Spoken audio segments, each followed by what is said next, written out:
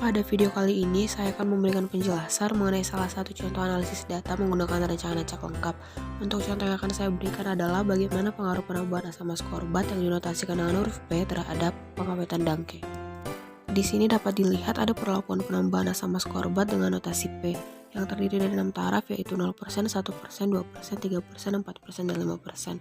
Kemudian dari perlakuan ini ada variabel tetap di mana penelitian dilakukan dalam waktu 7 hari dengan suhu chilling 5%.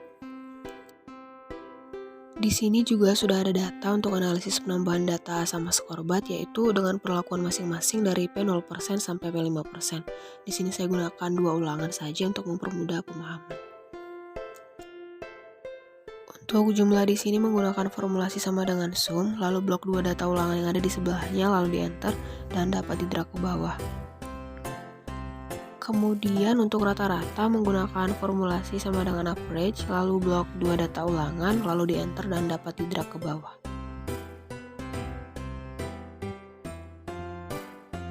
Untuk total kuadrat di sini juga sama, yaitu sama dengan sum, lalu blok seluruh data ulangan pertama, lalu di enter dan dapat di drag ke samping.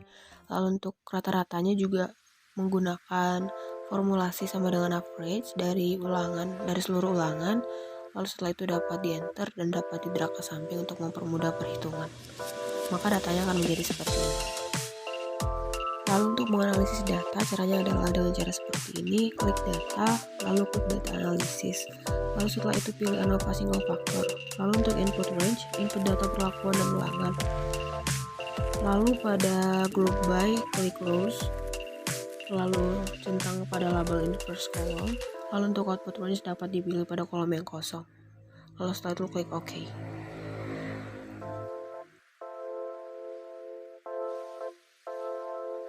Jadi hasilnya akan menjadi seperti ini. Dari sini dapat kita lihat bagaimana analisis data deskriptifnya. Lalu untuk source of variation di sini merupakan sumber keragaman atau SK. Lalu untuk SS di sini adalah JK atau jumlah kuadrat. Kemudian untuk DF di sini merupakan dB atau derajat bebas. Lalu MS-nya adalah KT atau kuadrat tengah. Dan untuk F di sini menjadi F hitung. Lalu P-value di sini berguna untuk menentukan keputusan atau perlakuan kita berpengaruh atau tidak. Dan untuk F kritik di sini adalah F tabel 5%. Jadi untuk menentukan apakah perlakuan berpengaruh atau tidak, cukup hanya menggunakan F tabel 5% untuk melakukan uji lanjut nantinya. Lalu dari sini dapat dilihat bahwa P-value lebih kecil daripada 0,05 dan artinya bahwa perlakuan berpengaruh nyata terhadap parameter. Ini adalah data ANOVA yang didapat dari data analisis. Between groups di sini adalah perlakuan. Lalu within groups di sini adalah galat dan total dapat dinaikkan ke atas. Sebelum menjelaskan cara membuat tabel sumber keragaman secara manual, kita perlu menghitung FK atau faktor koreksi dari masing-masing data, yaitu sama dengan D15 atau kolom jumlah dikuadratkan, lalu dibagi dengan kaunta banyaknya data dan ulangan, lalu setelah itu di enter maka akan diperoleh nilai seperti ini. Setelah mendapat faktor koreksi, kita dapat mengisi data-datanya. Untuk total di sini yaitu sama dengan sum SQ dari seluruh total perlakuan, lalu dikurangi dengan faktor koreksi, lalu setelah itu di enter. Dan hasilnya akan sama seperti pada tabel ANOVA di atas. Lalu untuk perlakuan sama dengan sum SQ dari seluruh jumlah perlakuan per kaunta jumlah dari ulangan dan dikurangi dengan FK atau faktor koreksi. Lalu di enter dan hasilnya juga sama. Kemudian untuk galat merupakan JK total dikurangi dengan JK perlakuan. Lalu setelah itu dapat di enter dan hasilnya akan menjadi seperti ini. Untuk DB perlakuan sama dengan kaunta dari banyaknya perlakuan, lalu setelah itu dikurangi dengan 1, lalu enter. Lalu untuk total merupakan kaunta total perlakuan dikurangi dengan 1, lalu di enter. Lalu kemudian untuk DB galat merupakan pengurangan antara DB total dikurangi dengan DB perlakuan, lalu di enter. Kemudian untuk kuadrat tengah atau KT. Untuk KT perlakuan di sini sama dengan JK perlakuan dibagi dengan DB perlakuan. Untuk galat juga sama, yaitu JK galat dibagi dengan DB galat. Untuk F hitung di sini dapat diperoleh dengan cara sama dengan KT perlakuan per KT galat, dan hasilnya juga sama. Lalu untuk F tabel 5%, cara mencarinya adalah sama dengan F inverse, probability-nya 0,05, titik koma DB perlakuan, DB galat, lalu enter. Dan untuk 1% juga sama, yang perlu diubah hanya pada probability menjadi 0,01. Lalu untuk melihat tingkat signifikannya, yaitu sama dengan if jika F hitung lebih kecil daripada F tabel 5%, maka hasilnya adalah NS. Jika F hitung lebih kecil daripada F tabel 1%, maka hasilnya bintang 1, dan jika lebih besar maka hasilnya bintang 2, lalu enter. Kalau hasilnya adalah bintang 2, maka artinya berpengaruh sangat nyata. Kesimpulannya sama seperti pada tabel ANOVA, jika P value lebih kecil daripada F tabel 5% atau alpha, maka dia berpengaruh nyata ataupun sangat nyata. Jadi dalam hal ini dapat disimpulkan bahwa pengaruh penambahan asam askorbat terhadap pengawetan dangke ternyata hasilnya berpengaruh sangat nyata. Lalu untuk menentukan perlakuan terbaik dapat dilakukan uji perbandingan berganda. Uji perbandingan berganda di sini ada uji beda nyata terkecil, kemudian uji beda nyata jujur atau tuki, dan ada uji Duncan. Untuk uji lanjut yang pertama di sini adalah uji BNT atau beda nyata terkecil. Untuk membuat uji BNT maka kita perlu menyiapkan pembanding agar dapat membandingkan selisih antara dua beda rata. Untuk kolom perlakuan dapat dikopi dari tabel di atas, begitu juga untuk rata juga dapat dikopi.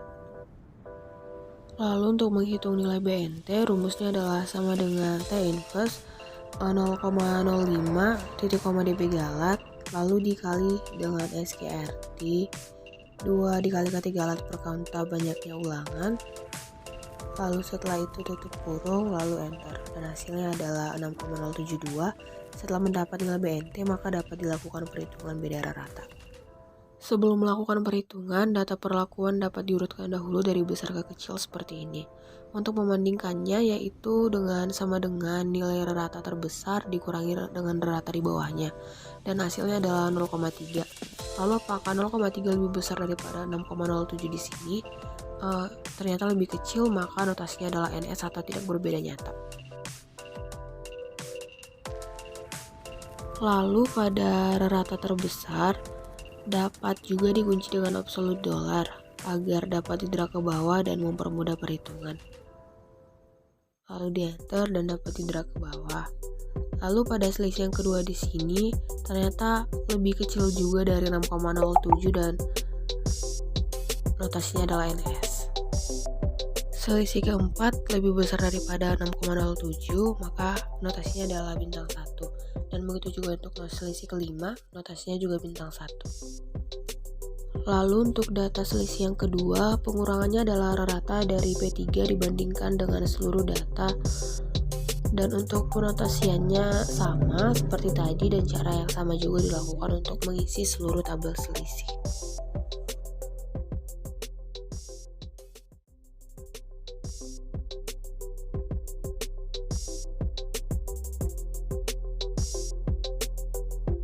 Lalu untuk menentukan notasi di sini, untuk mempermudah menarik kesimpulan dalam membaca, caranya yang pertama yaitu di atas perlakuan yang pertama dibuat A.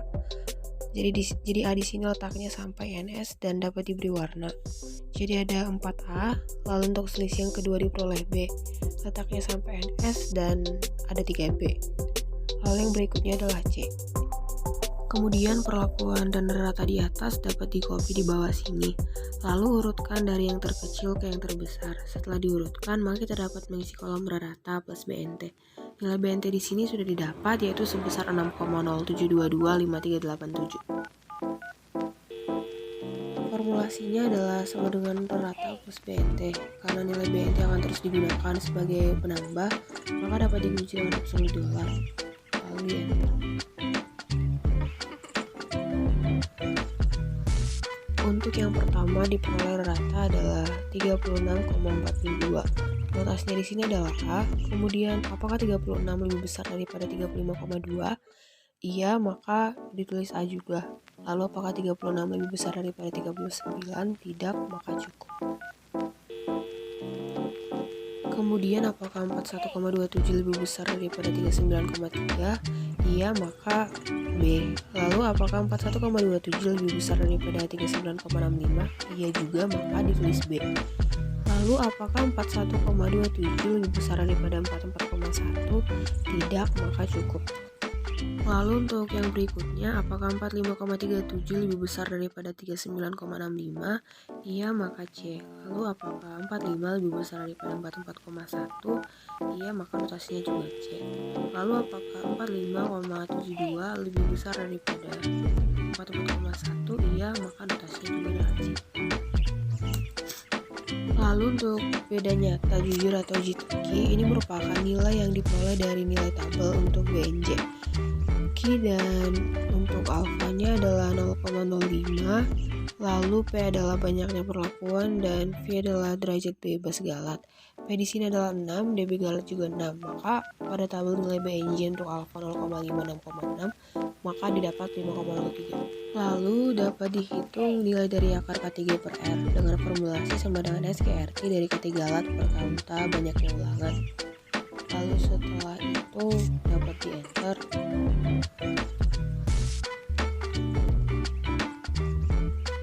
Dan hasilnya adalah 1,75475544. Lalu untuk BNJ-nya sama dengan perlakuan antara nilai tabel BNJ dengan nilai akar K3 per R. Lalu setelah itu di enter, dan ini adalah nilai yang akan digunakan sebagai pembanding. Kemudian untuk perlakuannya sama, harus dari besar ke kecil terlebih dahulu. Lalu untuk selisih juga caranya sama seperti tadi. Apakah 0,3 lebih besar daripada BNJ? Tidak, maka notasinya adalah NS. Kemudian apakah 4,75 lebih kecil daripada BNJ? Iya, maka NS. Begitu juga seterusnya sampai ke tabel selisih yang terakhir. Dan untuk notasinya juga sama. Lalu untuk uji Duncan, perlakuan dan ratanya juga sama dan dapat di copy. Lalu untuk SY perlakuan, rumusnya adalah sama dengan SKRT dari K3 galat per kaunta dari banyaknya ulangan. Lalu setelah itu dapat di enter, dan ini adalah hasil standar ratanya. Lalu di sini ada tabel perlakuan. Untuk mendapatkan nilai R di sini didapat dari tabel Duncan. Lalu untuk nilai RP adalah pengalian antara nilai tabel dengan nilai standar rata. Karena SY merupakan pengali tetap, maka dapat dikunci dengan absolut dolar, lalu di enter, dan kemudian dapat di-drag ke bawah. Untuk menghitung selisihnya sama seperti yang sebelumnya, apakah 0,3 lebih besar atau lebih kecil dari data ini? Ternyata lebih kecil, maka NS. Lalu setelah itu untuk 4,75 harus dibandingkan dengan data yang kedua, dan ternyata lebih kecil, maka hasilnya juga adalah NS. Begitu juga seterusnya sampai seluruh notasi terisi. Untuk selisih yang kedua caranya juga sama, itu data pertama di sini juga tetap dibandingkan dengan data pertama ini, yaitu antara 4,45 dan 6,07145. Ternyata lebih kecil, maka NS. Begitu juga dengan seterusnya sampai ke tabel selisih yang terakhir. Untuk notasinya juga sama seperti tadi dan sama juga seperti dengan uji-uji sebelumnya. Jadi di sini bagaimana pengaruh penambahan asam ascorbat terhadap pengawetan dangke, memperlakukan faktor taraf 0% sampai 5% sudah saya lakukan analisis dengan analisis ANOVA, baik dengan data analisis di Excel maupun manual. Maka kesimpulan pada tabel ANOVA adalah bahwa perlakuan penambahan asam ascorbat berpengaruh sangat nyata terhadap pengawetan dangke. Karena perlakuan berpengaruh sangat nyata, maka perlu dilakukan uji lanjut. Di sini ada 3 uji lanjut, namun dapat dipilih satu saja. Di sini saya memilih uji Duncan, dan dari tabel Duncan dapat dilihat bahwa di sini ada perlakuan dengan notasi yang sama, dan itu menunjukkan bahwa perlakuan tidak berbeda nyata. Misalnya antara A dan AB sama-sama ada A, maka tidak berbeda nyata. Jadi untuk rekomendasi pengawetan terbaik, saya akan memilih perlakuan P5% atau penambahan asam ascorbat sebanyak 5% dengan rata yang diperoleh sebesar 44,4%. Demikianlah yang dapat saya sampaikan. Saya mohon maaf jika ada kesalahan dalam perbuatan maupun pengucapan. Akhir kata saya ucapkan terima kasih.